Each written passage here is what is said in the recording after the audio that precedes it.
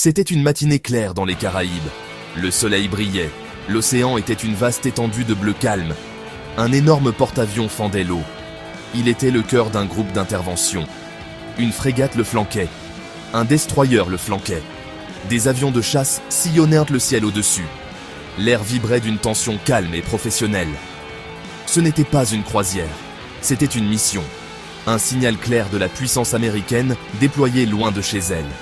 Les marins sur le pont se déplaçaient avec détermination. Leurs yeux scrutaient à l'horizon.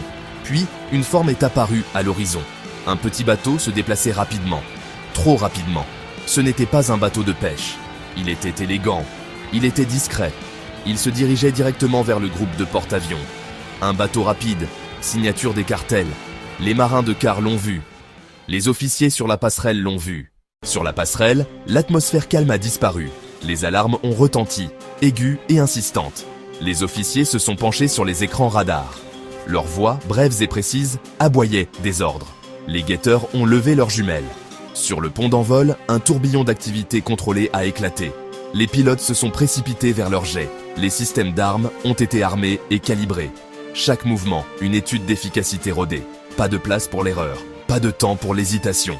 Le commandant a attrapé un combiné radio. Sa voix, ferme, tentait d'établir le contact avec le bateau. Navire non identifié. Ici un navire de guerre de la marine des États-Unis. Vous devez modifier votre cap immédiatement.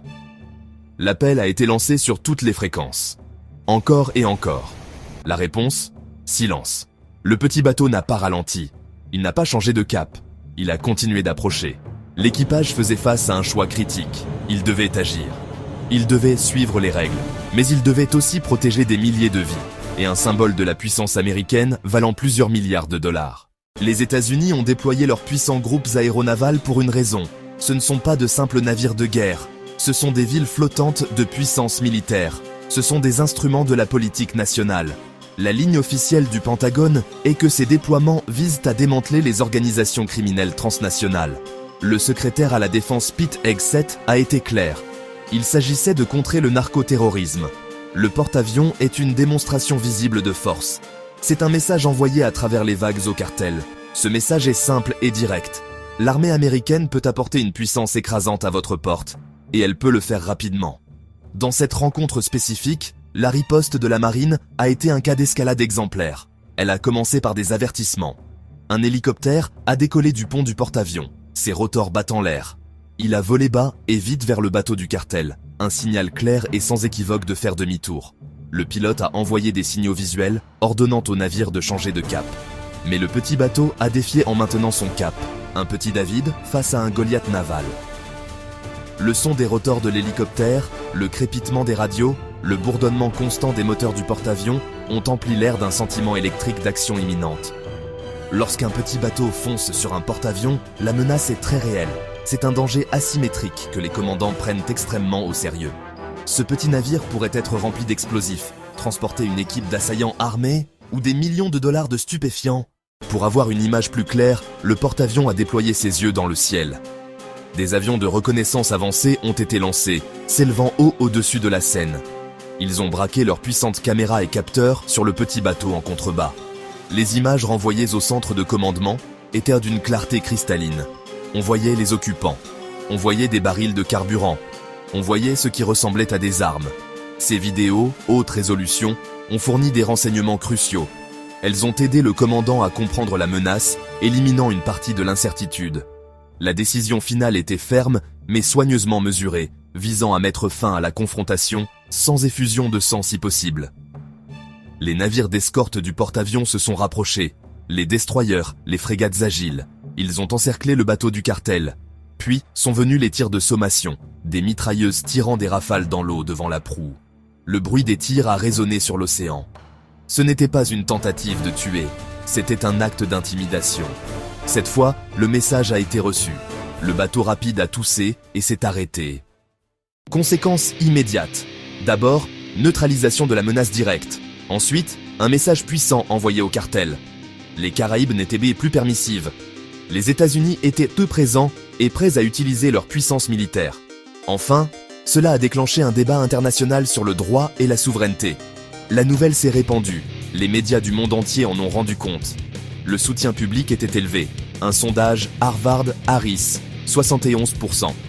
Mais d'autres ont été profondément critiques.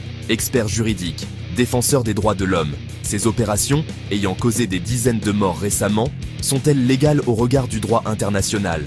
En septembre 2025, le président Trump a formellement déclaré que les États-Unis étaient dans un conflit armé non international. Il a qualifié les cartels de la drogue de combattants illégaux. C'est le même cadre juridique que l'administration Bush a utilisé après les attentats du 11 septembre. Cette désignation est critique. Elle déplace le paradigme de l'application de la loi vers le conflit armé et permet à l'armée d'utiliser la force létale, selon des règles d'engagement très différentes de celles qui régissent les actions policières. Cela change fondamentalement la donne. L'administration n'a pas fait de quartier. Si vous êtes un narcoterroriste, nous vous traiterons comme nous traitons Al-Qaïda. Le message était clair et sans ambiguïté. Jour et nuit, nous cartographierons vos réseaux, traquerons vos hommes, vous pourchasserons, vous tuerons. Les frappes sur les bateaux de drogue présumés ont tué plus de 60 personnes depuis septembre. La seule conclusion que nous puissions tirer est que ces frappes manquent de base juridique. Le débat met en lumière une tension fondamentale. De retour dans les Caraïbes, l'impasse était terminée. Le bateau du cartel à l'arrêt. Certains de ses occupants avaient désespérément sauté par-dessus bord, dans l'immense océan. Des équipes de sauvetage de la marine ont été immédiatement dépêchées. Elles ont sorti les hommes épuisés et effrayés de l'eau. D'autres qui étaient restés sur le bateau se sont rendus sans combattre. Ils ont été placés en détention. La crise immédiate avait été évitée grâce à une combinaison de forces écrasantes et de retenue professionnelle. Le petit bateau a été sécurisé et son contenu était sur le point d'être examiné. Les conséquences de cet événement unique se sont répercutées. Pour les individus sur le bateau, leur voyage était terminé. Ils faisaient maintenant face à une arrestation, un interrogatoire et le poids total du système judiciaire américain. Pour le cartel qui les avait envoyés, c'était une perte financière et une perturbation de leurs opérations. Mais plus significativement, c'était une démonstration claire d'un risque nouveau et très réel. L'armée américaine ne se contentait pas de patrouiller. Elle interceptait et engageait activement. Cette confrontation visait à avoir un effet dissuasif, à faire réfléchir à 2 fois les autres passeurs avant de prendre la mer. Une enquête a commencé immédiatement. Les hommes capturés ont été interrogés. Le bateau a été méticuleusement fouillé à la recherche de preuves. Les données vidéo ont été analysées et les données de capteurs des avions de reconnaissance examinées, image par image. Chaque information a été recueillie et cataloguée. Ces enquêtes ont 2 objectifs. Premièrement, elles servent à monter un dossier juridique contre les passeurs. Deuxièmement, elles fournissent des renseignements précieux sur les méthodes, les routes et les réseaux du cartel. Ces informations sont ensuite utilisées pour planifier de futures opérations, créant un cycle d'action et de collecte de renseignements dans cette nouvelle guerre maritime. Cet incident, et d'autres similaires, ont transformé les eaux des Caraïbes et du Pacifique Est. Ce qui était autrefois des routes de contrebande est devenu des lignes de front. La marine américaine a mené au moins 15 frappes sur 16 navires différents. La première a été une frappe aérienne en septembre, sur un bateau vénézuélien, qui a tué les 11 personnes à bord. La mer est devenue un endroit plus dangereux, non seulement pour les passeurs, mais pour quiconque gagne sa vie sur l'eau. Les enjeux ont été augmentés pour tout le monde, vous savez. La présence militaire américaine accrue n'est pas passée inaperçue auprès des autres pays de la région. L'arrivée d'un groupe aéronaval entier est impossible à ignorer. Si certains peuvent se féliciter de la sécurité accrue, de nombreux habitants sont troublés par la vue de navires de guerre étrangers par la présence constante d'avions militaires. Ils craignent d'être pris au milieu d'un conflit qu'ils n'ont pas demandé.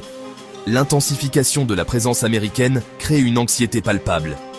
Des avions de chasse vénézuéliens ont récemment survolé un navire de la marine américaine opérant dans les eaux internationales. C'était un acte de défi clair, un signal qu'il ne se laissera pas intimider. Le Pentagone a répondu par un avertissement sévère, ne pas obstruer, ne pas dissuader, ne pas interférer avec les opérations américaines. Ces incidents soulignent à quel point la situation est fragile. Une seule erreur de calcul d'un pilote ou d'un capitaine de navire pourrait entraîner une escalade rapide et dangereuse.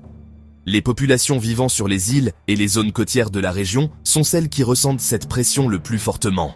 Il y a une peur profonde que la lutte contre les cartels ne déborde, perturbant leurs économies, menaçant leur sécurité, transformant leur foyer paisible en un échiquier géopolitique.